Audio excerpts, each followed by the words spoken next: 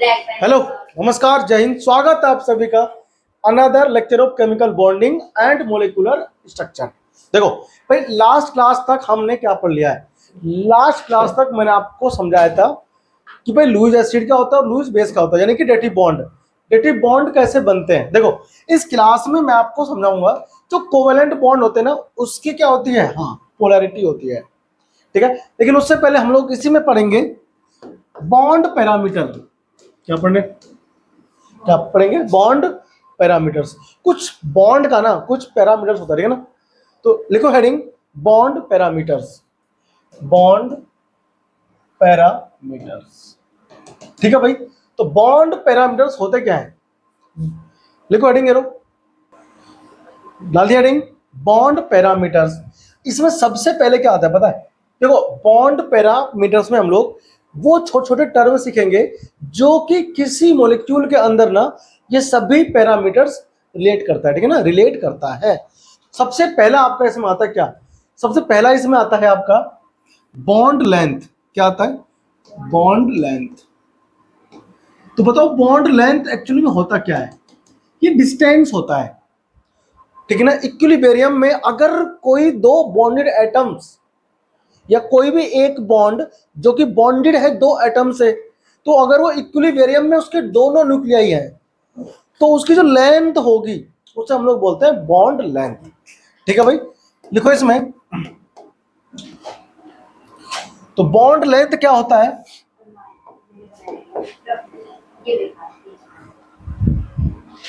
लिखो equilibrium distance. क्या कहा मैंने कि इक्विलिब्रियम डिस्टेंस होता है, it is the equilibrium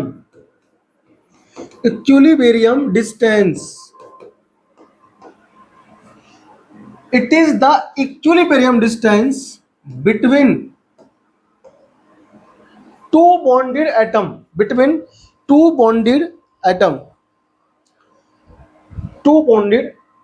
it is the equilibrium distance between the two nuclei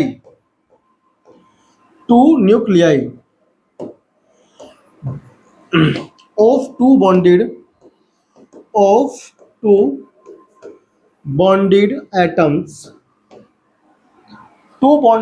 atoms, in a molecules, ठीक है भाई, इन अ molecules.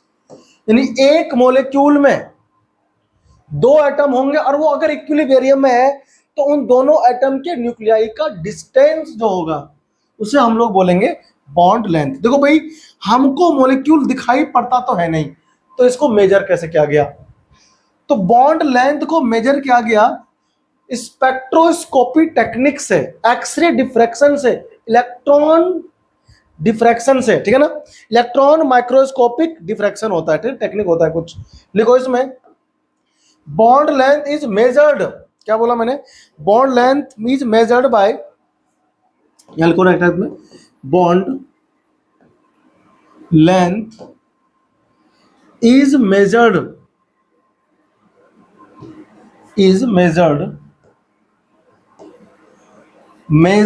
by X-ray diffraction,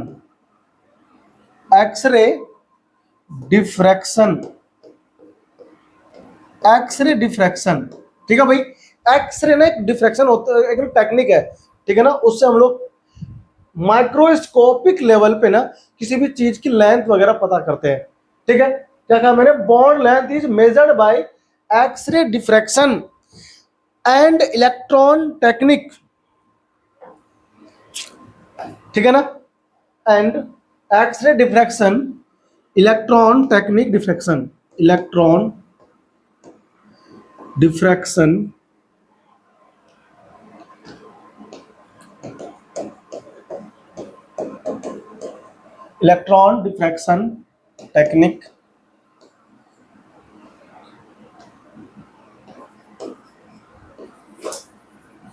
technique and spectroscopy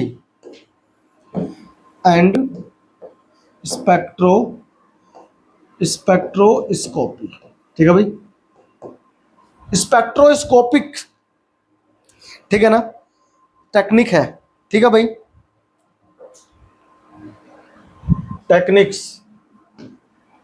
इसमें लिखो टेक्निक्स, ठीक है ना। इनसे मेजर किया गया। इतना छोटा डिस्टेंस होता है, बहुत छोटा डिस्टेंस होता है, आप इसको पिकोमीटर वगैरह में ना मेजर करते हो। किसमें? पिकोमीटर में, ठीक है ना। यहां पर देखो ना, आपको ये ध्यान रखना है हमेशा, single bond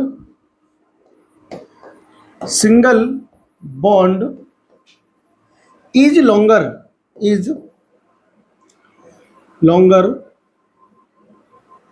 longer than single bond is longer than double bond, ठीक है ना। And double bond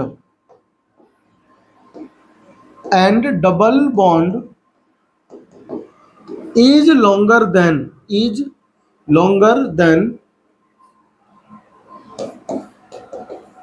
triple bond, और ट्रिपल बॉन्ड, ठीक है भाई।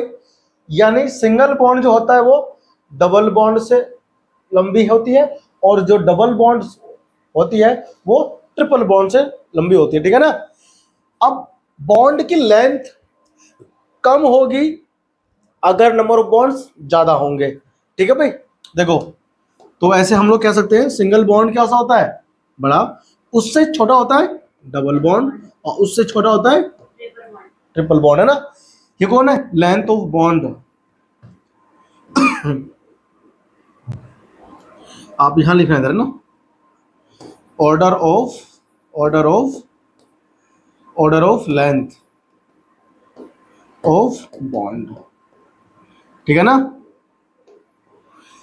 तो ये आपको ध्यान रखना है, ठीक है। आ जाओ, मैं तुम्हें कुछ बॉन्ड का ना लेंथ यहां पर लिख करके दिखा रहा हूं। एनसीईआरटी में है टेबल, ठीक है ना। और ये है 4.2, टेबल नंबर 4.2 हमारे पास में आता है, ठीक है ना। बॉन्ड लेंथ देखो, सी एच का बॉन्ड लेंथ होता है 107। सी एच का जो बॉन्ड लेंथ होता है, यानी तो बॉन्ड लेंथ 107 पिकोमीटर, ठीक है ना। मतलब पिकोमीटर में होता है ये। और जो डबल बॉन्ड होता है CO के बीच में, वो होता है कितना? एक मिनट हो जाओ। सी के बीच देखो, सी में जो है, सी का डबल बॉन्ड जो है वो होता है तुम्हारा कितना? मैं कुछ खास लिख रहा हूं, ठीक है ना। आपको याद नहीं करना, ये जा रहता है हमेशा एग्जाम में। 154 पिकोमीटर, और सी के बीच में डबल बॉन्ड आ गया। क्या आ गया? Double bond. तो डबल बॉन्ड जो होता है इनके बीच में वो होता है 133। कितना? देखो, सिंगल बॉन्ड लेंथ क्या है? लॉन्गर है, डबल बॉन्ड स्मॉलर है। और सी के बीच में ट्रिपल बॉन्ड भी होता है। ये लेंथ कहां से आया? एक्सरे डिफ्रैक्शन टेक्निक से, स्पेक्ट्रोस्कोपिक टेक्निक, ठीक है ना, वहां से निकाला इसको। माइक्रोस्कोपिक लेवल पे है। सी में जो होता है ट्रिपल बॉन्ड, वो होता है कितना? 120 पिकोमीटर। समझ में आ रहा है? ये आपको हमेशा ध्यान रखना है, ठीक है। कॉपी करो इसको फटाफट से, ठीक है ना। हार्ड नहीं है, बहुत इजी है।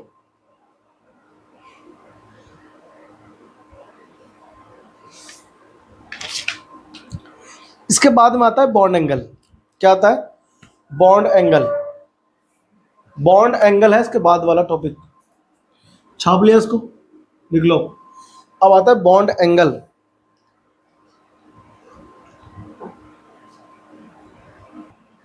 अगला हमारे पास क्या है बताओ? Bond angle, bond angles. Bond angle क्या होता है? Angle between the two orbitals. Angle between the two orbitals, लिखो। It is the angle between two orbitals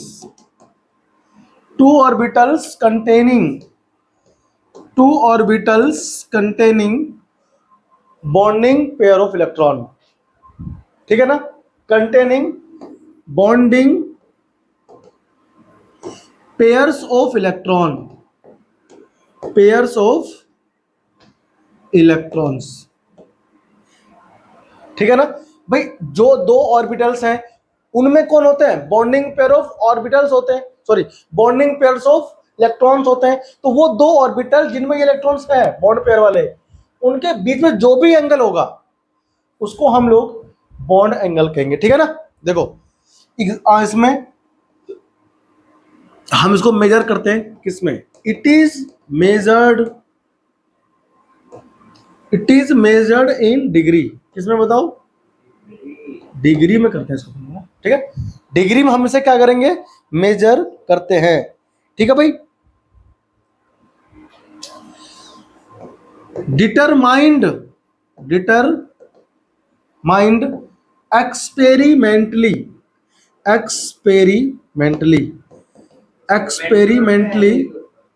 हाँ जी, एक्सपेरिमेंट भी करता है बाय स्पेक्ट्रोस्कोपिक मेथड कह लो या टेक्निक कह लो। ठीक है ना, इसको हम लोग मेथड या फिर टेक्निक कह लो, जो एक्सपेरिमेंटल होता है, स्पेक्ट्रोस्कोपिक मेथड ऐसे करते हैं। ठीक है ना, अपन लोग उससे कैलकुलेट करते हैं हम लोग।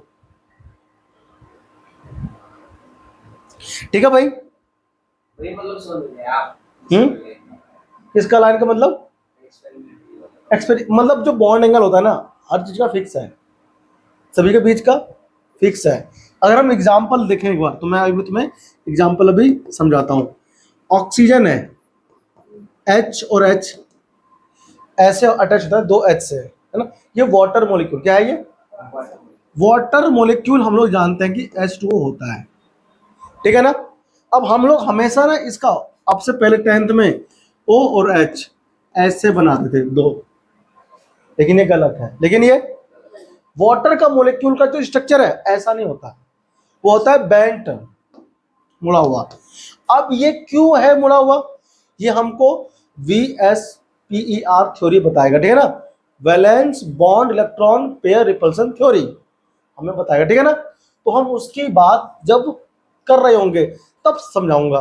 फिलहाल आप ये समझ जाओ कि इसके पास लॉन पेयर होते हैं दो, जो इलेक्ट्रॉन बॉन्डिंग में पार्टिसिपेट नहीं करते वो होते हैं लॉन पेयर। ठीक है ना, तो लॉन पेयर हो गया, तो ये बॉन्ड कितना होगा, 104.5 डिग्री। कितना, ये कैसे निकाला है? ये कैसे निकाला, एक्सपेरिमेंटली, ऊपर तभी लिख दिया मैंने, determined experimentally by spectroscopic method है, ये टेक्निक है, साइंटिस्टों ने कहा, साइंटिस्टों ने निकाल के दिया जो एग्जैक्ट है। हमें बस याद रखना है, और हमें बॉन्ड एंगल याद रखने भी नहीं है। बॉन्ड एंगल कैसे घटेंगे बढ़ेंगे ना, वो हमको याद रखना है। ठीक है, वो हम तुमको आगे समझाएंगे। इससे हमें क्या आइडिया मिलता है, इससे हमें आइडिया ये मिलता है बॉन्ड एंगल से कि ऑर्बिटल्स जो होते हैं वो कैसे डिस्ट्रीब्यूटेड है। भाई कोई मॉलिक्यूल है तो उसमें सेंट्रल एटम होगा और सराउंडिंग एटम्स होंगे, तो सराउंडिंग एटम्स और सेंट्रल एटम दोनों के जो ऑर्बिटल्स हैं वो खुद को डिस्ट्रीब्यूट करते हैं। कब, जब वो बॉन्ड बनाते हैं। तो कैसे बॉन्डिंग जो है, सॉरी कैसे वो ऑर्बिटल्स डिस्ट्रीब्यूटेड है around the central atom of molecule. ठीक है ना, या फिर कह लो कॉम्प्लेक्स आयन, हमें बॉन्ड एंगल्स आइडिया देता है। लिखो, it gives the idea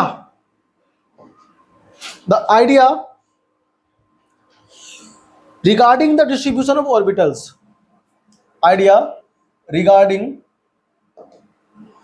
the distribution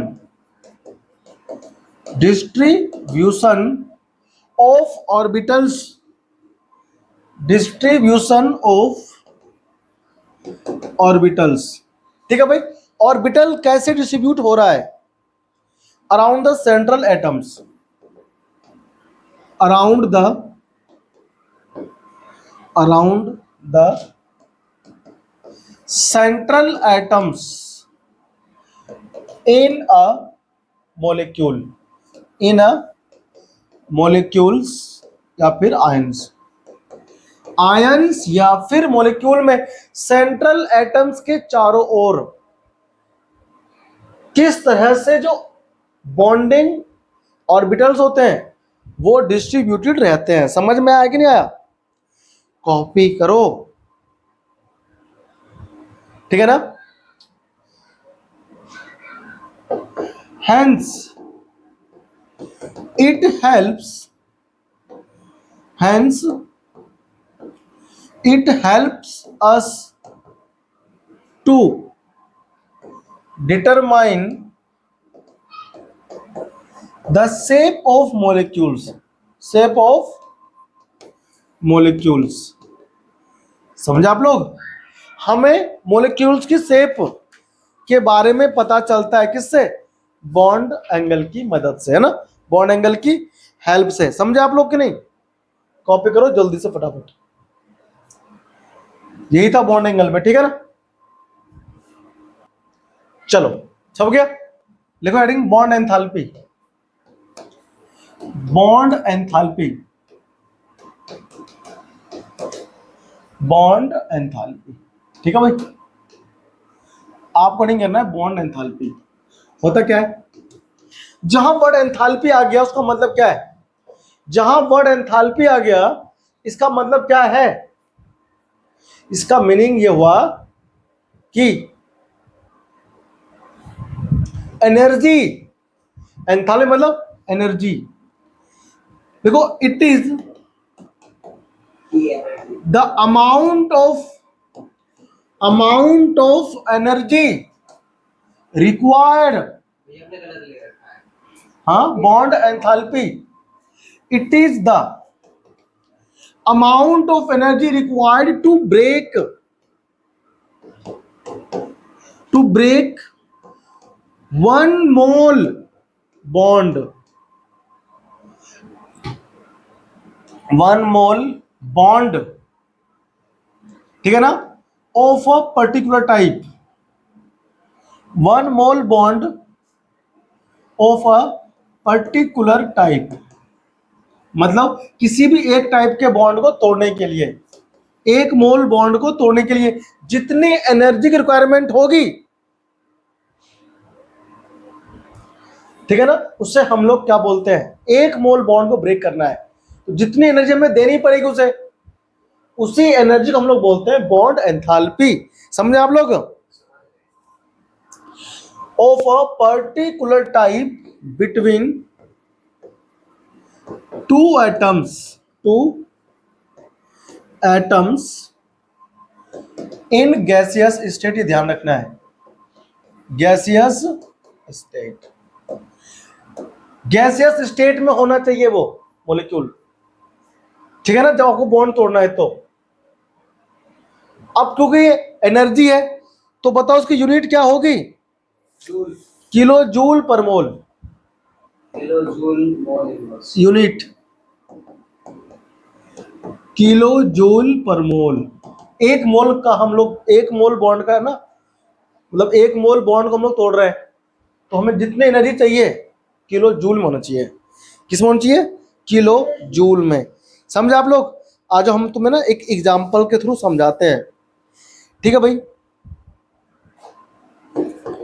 ये H2 गैस है। क्या है ये? कि हमारे पास H2 गैस है। अगर आप इसको तोड़ोगे, इसकी बॉन्ड को, तो H प्लस H, ठीक है ना, ये बॉन्ड टूट गया तो इसको तोड़ने के लिए हमको 435.8 किलो जूल चाहिए। तो डेल्टा Eg एंथैल्पी, ठीक है भाई? डेल्टा ए लिख दो। इजी क्या है? अरे Eg गलत लिख दिया ना, एटोमाइजेशन बोलते हैं, ए से एटोमाइजेशन। मतलब लिख के दिखा। 435.8 किलो जूल ये बारे पहले इसकी स्पेलिंग पर मोल, ठीक है ना? ये है बॉन्ड एंथैल्पी भाई, बॉन्ड एंथैल्पी, A4, ठीक है ना? एटोमाइजेशन, A4 एटोमाइजेशन, ठीक है ना? एटॉमिक फॉर्म में उसको लाने के लिए ना जितनी देनी पड़ती है एनर्जी। लेकिन गैसियस स्टेट में होना चाहिए, इस बात का ध्यान रखना। कहाँ होना चाहिए? गैसियस स्टेट में होना चाहिए, ठीक है भाई? तो देखो यहाँ पर सिंगल सिंगल बॉन्ड है ना, तो सिंगल सिंगल बॉन्ड को जो कि H के बीच में है, हमें इतनी पड़ी एनर्जी की रिक्वायरमेंट। अब अगर हमारे पास डबल बॉन्ड हो जाए, क्या हो जाए? H2 के बाद आ जाओ, मतलब O2 आ गया, ऑक्सीजन गैस होता है। और हमें इसको ब्रेक करना है, ऑक्सीजन गैस बनेगा प्लस ऑक्सीजन गैस बनेगा। अब इसको ब्रेक करने के लिए हमें जो एंथैल्पी देनी पड़ती है वो 498 किलो जूल पर मोल देनी पड़ेगी, ठीक है ना। बताओ, सिंगल बॉन्ड के कंपैरिजन में डबल बॉन्ड में क्या चाहिए, ज्यादा एनर्जी, है कि नहीं भाई। मान लो हमारे पास एक लकड़ी है इतनी बड़ी, इसे तोड़ना है, आपको दिया, ऐसे पकड़ा और तोड़ दिया। अब हम आपको ऐसे दो लकड़ी पकड़ा दें और कहें तोड़ो, तो जल्दी टूटेगा, इसकी स्ट्रेंथ बढ़ गई ना, तो ज्यादा एनर्जी चाहिए इसको ब्रेक करने के लिए। अब आ जाओ नेक्स्ट, अगर मैं थर्ड ले लूं नाइट्रोजन N2, देखो ऑक्सीजन में डबल बॉन्ड होता है, ध्यान रखना, ठीक है ना। ये मैं यहाँ पे और लिख रहा हूं बीच में, मैं यहाँ के बजाय ना इधर लिख देता हूँ, ठीक है। डबल बॉन्ड होता है ऑक्सीजन के बीच में, है ना, इसमें सिंगल बॉन्ड होता है, और N2 मतलब ट्रिपल बॉन्ड वाले होते हैं, ठीक है। अब ये नाइट्रोजन एटॉमिक फॉर्म में जब आएगा तो इसको हमें और भी ज्यादा एनर्जी चाहिए ब्रेक करने के लिए, हमको और भी ज्यादा एनर्जी चाहिए, समझे। 946 किलो जूल पर मोल,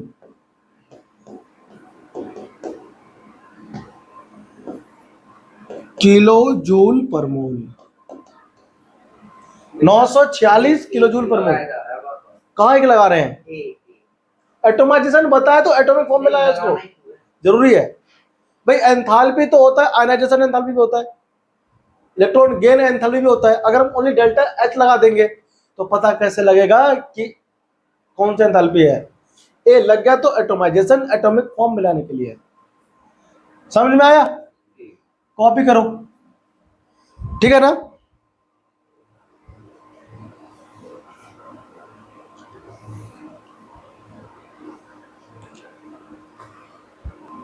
तो इससे हम लोगों ने क्या सीखा, बताओ क्या समझा इससे, मतलब हमको एक बात तो समझ में आ गया, क्या भाई, एक बात यहां से समझ में आया, खोपड़ी में घुसा हमारे, क्या घुसा, कि देखो जितना ज्यादा बॉन्ड डिसोसिएशन एंथैल्पी है, देख रहा है, बॉन्ड ब्रेक कर रहे हो, यानी बॉन्ड डिसोसिएशन एंथैल्पी भी कहते हैं इसको हम लोग।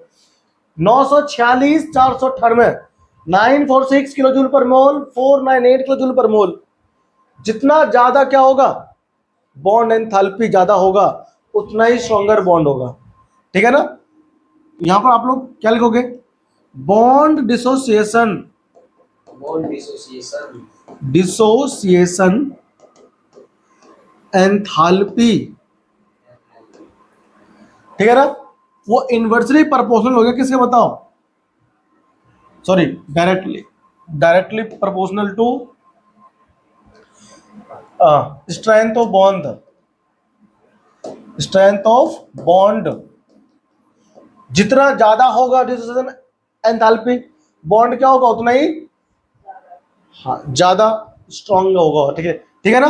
अब हमें एक बात और समझना है कि देखो ये तो था केवल इसमें दो ही टाइप के एटम्स हैं, कितने। अब बात करते हैं हेट्रो एटॉमिक के लिए, फॉर हेट्रो एटॉमिक मोलिक्यूल, सुनते जाना, हेट्रो एटॉमिक मोलिक्यूल्स में देखो क्या होता है, ध्यान सुनो, HCl है, इसके बॉन्ड को ब्रेक करना है, तो कितनी एनर्जी हमें देनी पड़ेगी, हमें कितनी एनर्जी देनी पड़ेगी, बताओ कितनी देनी पड़ेगी, 431 किलो जूल पर मोल।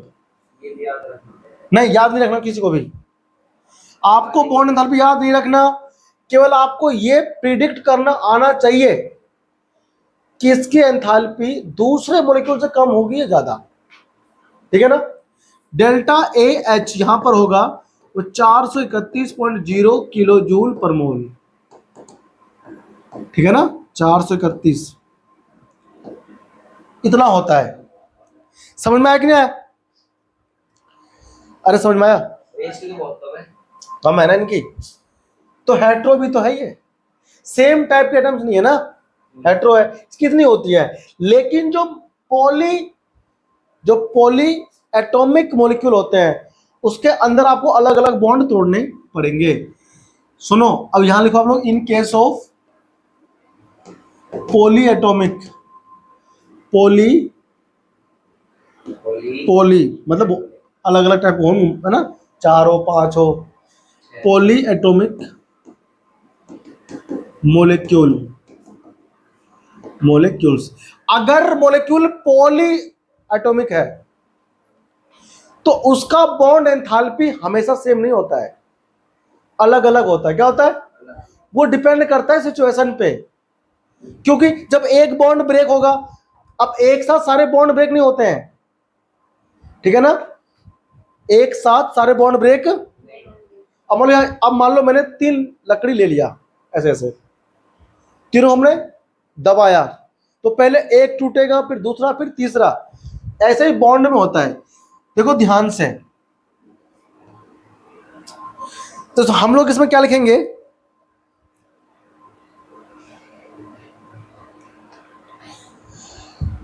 एग्जाम्पल के थ्रू बात करो। H2O दिख रहा है, इसका बॉन्ड एंथैल्पी हमेशा सेम नहीं होता, हमेशा सेम नहीं होता।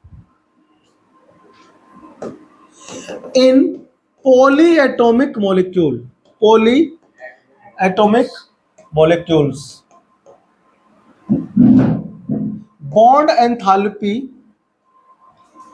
Bond Enthalpy is not always same. bond enthalpy is not always same, ठीक है ना, समझ में आ गया नहीं आ गया? हमेशा सेम नहीं होता, ठीक है भाई। ये डिपेंड करता है इन्वायरमेंट पे, ठीक है ना। अब देखो कैसे, हमारे पास क्या है, H2O मॉलिक्यूल। अब एग्जाम्पल HO और ये H है ना भाई, इसमें कितने बॉन्ड है, एक बॉन्ड इधर है, एक बॉन्ड इधर है।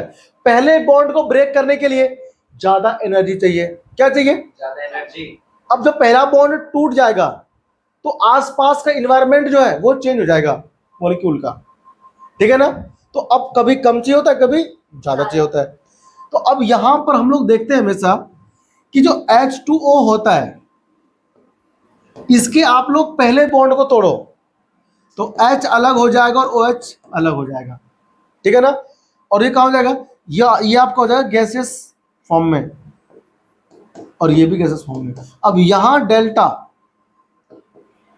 A और H जो होता है वो 531 होता है, कितना होता है, 502 था ऊपर, कितना 531, चलो ये 502 किलो जूल पर मोल, ठीक है ना, समझे आप लोग। अब जब इसका एक बॉन्ड ब्रेक हो गया तो इसको 502 किलो जूल पर मोल एनर्जी की रिक्वायरमेंट थी, लेकिन आपने जैसे ही एक बॉन्ड ब्रेक किया तो अब जो OH बचा, दिख रहा है OH, O और H के बीच में जो बॉन्ड होगा, O और H के बीच में, तो जब ये वाला बॉन्ड दोनों टूट गया, भाई H2O था ना, तो OH जब बना, तो OH बनने से पहले जब H2O था तो इसके आसपास का इन्वायरमेंट दूसरा था, ये एक स्टेबल मॉलिक्यूल था।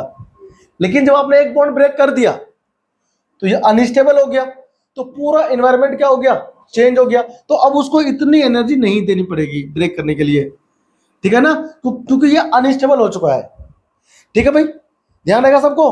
तो अब इसे ओनली क्या चाहिए, H और OH अलग अलग बनने के लिए केवल और केवल 427 किलो जूल पर मोल एनर्जी चाहिए, ठीक है ना। बताओ H2O का पहले था कितना, 502, और अब कितना हो गया, तो क्या हो रहा है, इन्वायरमेंट चेंज होने पर बॉन्ड एंथैल्पी चेंज हो रहा है। तो ऐसे मॉलिक्यूल के लिए हमें एवरेज बॉन्ड एंथैल्पी कैलकुलेट करना पड़ता है। समझ में आ गया ना क्या? कॉपी करो जल्दी से फटाफट से, फिर मैं आपको लिखवाता हूं।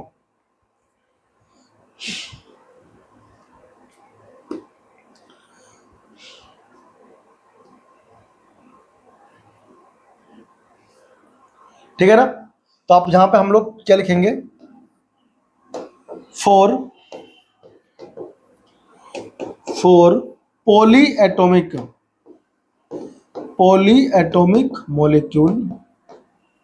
molecules, the average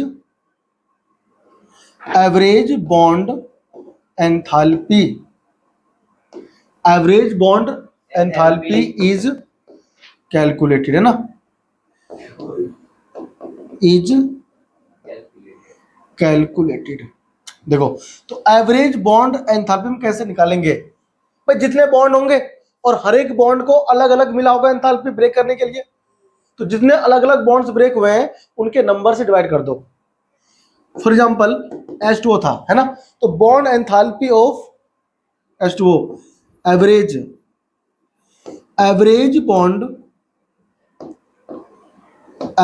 bond